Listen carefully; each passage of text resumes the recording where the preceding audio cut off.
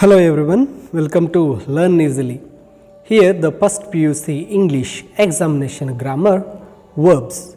In the first video examination grammar I made articles and prepositions for you, activities and a PDF sheet, and here is the video of the verbs for your examination grammar. You know very well what are verbs. Verbs are in two types, helping verbs and main verbs or action verbs. Here helping verbs are also called B forms, and action verbs are in three forms called verb 1, verb 2, verb 3, means present, past and perfect. Here the activities you will get in an examination like this, a paragraph. There you have to fill in the blanks with the verbs given in the brackets by identifying the tense of the paragraph. ನಿಮಗೆ verbs ಕ್ರಿಯಾಪದಗಳ ಬಗ್ಗೆ ಗೊತ್ತಿರುತ್ತೆ. ಇಲ್ಲಿ helping verbs ಅಂತಕ್ಕಂಥದ್ದು ಮತ್ತು main action verbs ಇರುತ್ತೆ. Helping ವರ್ಬ್ಸನ್ನು ನಾವು B verb ಅಂತಲೂ ಕರಿತೀವಿ. ಇಲ್ಲಿ ಮೇನ್ ವರ್ಬ್ಗಳು ಪ್ರೆಸೆಂಟ್, ಪಾಸ್ಟ್ ಮತ್ತು ಪರ್ಫೆಕ್ಟ್ ತ್ರೀ ಫಾರ್ಮ್ಸಲ್ಲಿರುತ್ತೆ. ನಿಮಗೆ ಎಕ್ಸಾಮಿನೇಷನಲ್ಲಿ ಈ ರೀತಿಯಾಗಿ ಪ್ಯಾರಾಗ್ರಾಫ್ ಕೊಟ್ಟು ಆ ಪ್ಯಾರಾಗ್ರಾಫನ್ನು ಒಂದು ಫಿಲ್ ಇನ್ ದ ಬ್ಲ್ಯಾಂಕ್ಸ್ಗೆ ಬ್ರ್ಯಾಕೆಟಲ್ಲಿ ಕೊಟ್ಟಿರ್ತಕ್ಕಂಥ ವರ್ಬ್ಸನ್ನು ಸರಿಯಾದಂತಹ ಒಂದು ಫಾರಮಲ್ಲಿ ಬರೆಯೋಕ್ಕೆ ಕೊಡ್ತಾರೆ. ಅದನ್ನು ನಾವು ಪ್ರೆಸೆಂಟ್ ಟೆನ್ಸ್ ಇದೆಯಾ, ಪಾಸ್ಟ್ ಟೆನ್ಸ್ ಇದೆಯಾ ಅಂತ ಸರಿಯಾಗಿ ಗುರುತಿಸಿ ಬರಿಬೇಕಾಗತ್ತೆ. ಇಲ್ಲಿ ಫಸ್ಟ್ ಆ್ಯಕ್ಟಿವಿಟಿಯನ್ನು ನೋಡಿದಾಗ, once upon a time a man live in a hut at the edge of forest. An elephant make friendship with him.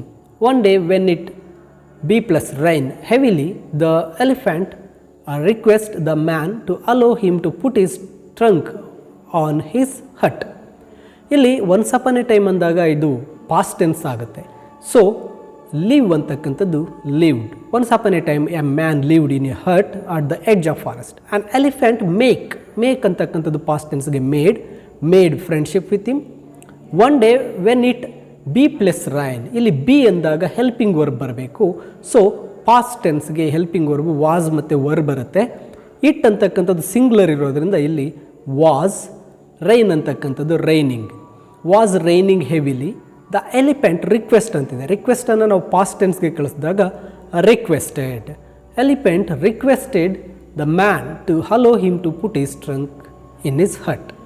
ಇನ್ನು ನೆಕ್ಸ್ಟ್ ಪ್ಯಾರಾಗ್ರಾಫನ್ನು ನೋಡಿದಾಗ, the lion was the king of the jungle. He dash to have peace in his kingdom. So he appoint a commission of enquiry. Mr. Fox, the chairman, on the seeing the members, the man dash to include one from his side. See, the lion was ಅಂತಕ್ಕಂಥ ಒಂದು helping verb past tense ಕೊಟ್ಟಿರೋದ್ರಿಂದ ಈ ಇಡೀ paragraph ನಾವು past ಟೆನ್ಸಲ್ಲಿ ಬರೀಬೇಕು. So want ಇರತಕ್ಕಂಥದ್ದು wanted. The lion was the king of the jungle. He wanted to have peace in the kingdom. So he appointed a commission to enquiry. Mister Fox, be ಅಂದಾಗ mister Fox singular ಇದೆ. Past tense singular form was, helping ವರ್ಬನ್ನು ಬಳಸಬೇಕು. Was the chairman. On the seeing the members, the man demand ಅಂತ ಇದೆ. Past tense demanded to include one from his side. And the next paragraph, once the commission of enquiry to sit to take the evidence, the elephant come along with a superior air. He dash justify his act or occupying the earth. The man dash be wait for his opportunity to give evidence. ಇದು ಸಹ past tense ಅಲ್ಲಿದೆ. So once the commission of enquiry sat to take the evidence, the elephant come ಅಂತ ಇದೆ, ಅದು came along with a superior air. He justify ಕೊಟ್ಟಿದೆ, justified his act or occupying the hut. The man be plus wait ಅಂದಾಗ man singular ಇದೆ. So was ಬರುತ್ತೆ, wait ಇರೋದು waiting ಆಗುತ್ತೆ. Was waiting for his opportunity to give evidence. And the next paragraph, the members of the commission of enquiry declared that they have hear sufficient evidence. Then they dash enjoy a delicious meal at the expense of mister Elephant. Finally they decide to give judgement in favour of Mr. Elephant. The man dash the judgment. This is also a past tense one. So here have plus here ಅಂತಿದೆ. have plus here ಅಂತಕ್ಕಂಥದ್ದು had plus here ಆಗುತ್ತೆ. had plus heard ಆಗುತ್ತೆ. have ಅಂತಕ್ಕಂಥದ್ದು present present perfect ಟೆನ್ಸ್ಗೆ ಬರೋದು. But ಇದು ಪಾಸ್ಟಲ್ಲಿ ಇರೋದ್ರಿಂದ ನೋಡಿ, declared ಅಂತಕ್ಕಂಥ ವರ್ಡ್ ಪಾಸ್ಟನ್ನು ಹೇಳುತ್ತೆ. The members of the commission of enquiry declared ಪಾಸ್ಟನ್ನು ಹೇಳೋದ್ರಿಂದ ಪಾಸ್ಟ್ ಪರ್ಫೆಕ್ಟ್ ಫಾರ್ಮ್ ಹ್ಯಾಡ್ ಬಂತು. ಹಿಯರ್ ಇರೋದು ಹರ್ಡ್ ಆಗುತ್ತೆ. Had heard sufficient evidence. Then they enjoy ಇರ್ತಕ್ಕಂಥದ್ದು enjoyed a delicious meal at the expense of mister Elephant. Finally they decide ಕೊಟ್ಟಿದೆ. So ಅದು decided to give the judgment in favour of mister Elephant. The man accepted the judgment. Then next, once we erect a bamboo frame, we needed something to tie it. So we send Sanna to bring creepers. He bring whole bundle. When Mara opened the bundle, he found a medicinal creeper. So ಇಲ್ಲಿ ನೋಡಿ, we dash ಆದಮೇಲೆ bamboo frame, we needed second ಲೈನಲ್ಲಿ needed past ಟೆನ್ಸನ್ನು ಕೊಟ್ಟಿದೆ. So we ಅಂದರೆ ನಾವು, plural ಬಹುವಚನ ಬಂದಿರೋದ್ರಿಂದ per plural helping verb is were. Erect ಅಂತಕ್ಕಂಥದ್ದು erecting a bamboo frame. We needed something to tight. So we send ಅಂತ ಇದೆ. ಸೆಂಡ್ಗೆ ಪಾಸ್ಟ್ ಫಾರಮ್ ಸೆಂಟ್. ಸನ್ನ to bring some creepers. He bring ಇರ್ತಕ್ಕಂಥದ್ದು brought. A whole bundle when Mara open ಅಂತಿದೆ, opened the bundle. He found medicinal creeper. C like this by seeing the paragraph tense. ಆ ಒಂದು ಕೊಟ್ಟಿರ್ತಕ್ಕಂಥ ಪ್ಯಾರಾಗ್ರಾಫ್ನ tension ಗಮನಿಸಿಕೊಂಡು ಅಲ್ಲಿ ಕೊಟ್ಟಿರ್ತಕ್ಕಂಥ ವರ್ಬ್ಸನ್ನು ಸರಿಯಾಗಿ ಆ ಟೆನ್ಸ್ ಫಾರಮ್ಗೆ ಬರಿತಾ ಹೋಗಬೇಕು. Now let us see another. According to Mara, a sage have curse the medical creeper. The curse was there thigh some when somebody need it, they dash shall not find it. So when they find, it would be tie it to the nearby tree. See this, ಇದನ್ನು ನೋಡಿದಾಗ ಸಹ ನಮಗೆ ಏನಾಗುತ್ತೆ, was ಮತ್ತು wood ಅನ್ನೋದನ್ನು ನೋಡಿದಾಗ ಇದನ್ನು past tense ಅಂತ ನಾವು ತಗೋಬೇಕಾಗುತ್ತೆ. According to the sage had cursed. Had ಅಂತಕ್ಕಂಥದ್ದು past perfect, cursed. Verb 3, medicinal creeper. The curse was thigh when somebody needed it. They should not found. Shall ಅಂತಕ್ಕಂಥದ್ದು ಪ್ರೆಸೆಂಟ್ ಬರುತ್ತೆ. ಸೊ ಇದು ಪಾಸ್ಟ್ ಟೆನ್ಸಲ್ಲಿ ಇರೋದ್ರಿಂದ should ಅಂತ ಬಳಸಬೇಕು. Should not find it. So when they find ಇರ್ತಕ್ಕಂಥದ್ದು ಫೌಂಡ್ಗೆ change ಆಗುತ್ತೆ. When they found it, they would tie it near by tree. And the next paragraph. The Englishman tell Mara to show him the plant so.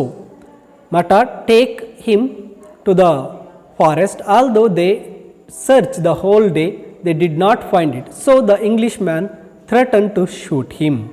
So ಇಲ್ಲಿ ಗಮನಿಸಿದಾಗ did ಅಂತಕ್ಕಂಥ ವರ್ಡನ್ನು ಗಮನಿಸಿದಾಗ ಇದು past tense ಅಂತ ಗೊತ್ತಾಗುತ್ತೆ. So the English man told Mara to show him the plant. The Mara took him. Take ಇರ್ತಕ್ಕಂಥದ್ದು took past ಟೆನ್ಸ್ಗೆ ಆಗುತ್ತೆ. Took him to forest. Although they search ಇರ್ತಕ್ಕಂಥದ್ದು searched the whole day, they didn't find it. So the English man threaten ಅಂತ ಇದೆ, threatened to shoot him. Okay, ಅರ್ಥ ಆಗ್ತಾ ಇದೆಯಲ್ವ? ಪ್ರತಿಯೊಂದು ಪ್ಯಾರಾಗ್ರಾಫಲ್ಲಿ ಅದು ಟೆನ್ಸನ್ನು ನೋಡಿ ವರ್ಬ್ಸನ್ನು ಆ ಟೆನ್ಸ್ ಫಾರ್ಮ್ಗೆ ಬರೀಬೇಕು. Then Krishna knew a Malayali sadhu. The sadhu have treat him for boils all over his body. Krishna again met him and requested him to give medicine for piles. The sadhu agreed to give him medicine for piles. ಈ ಒಂದು ಪ್ಯಾರಾಗ್ರಾಫನ್ನು ನೋಡಿದಾಗ the second verb the knew ಅಂತಕ್ಕಂಥದ್ದು past tense. So ನಾವು ಇಡೀ ಪ್ಯಾರಾಗ್ರಾಫಲ್ಲಿರ್ತಕ್ಕಂಥ ವರ್ಬ್ಸನ್ನು past ಟೆನ್ಸಲ್ಲಿ ಬರೀಬೇಕಾಗತ್ತೆ. Krishna knew a Malayali sadhu. The sadhu had treated. Have ಇರ್ತಕ್ಕಂಥದ್ದು had treated him for boils all over his body. Krishna again meet ಇದೆ, met him and request ಕೊಟ್ಟಿದೆ, requested him to give medicine for piles. The sadhu agreed to give medicine for piles. And the next, it was quite a big city. I stay in a small room in that city. I carried on profession of teaching English. Dash them to write address in English. People pay 1 anna for 4 annas for writing an address. See, I was ಅಂತಕ್ಕಂಥದ್ದು past tense ಕೊಟ್ಟಿದೆ. So we have to write all the verbs in past tense. It was a quite big city. I stayed in a small room in that city. I carried on a profession of teaching English. Taught them to write address in English. People paid 1 anna to 4 annas for writing an address.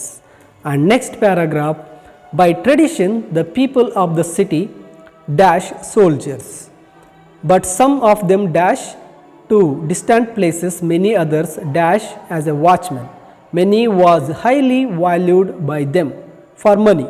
They dash will do anything, even commit murder. ಈ ಒಂದು ಪ್ಯಾರಾಗ್ರಾಫನ್ನು ನೋಡಿದಾಗ ಇಲ್ಲಿ was ಅಂತಕ್ಕಂಥ ಒಂದು word ಬಂದಿದೆ. So it is a past tense.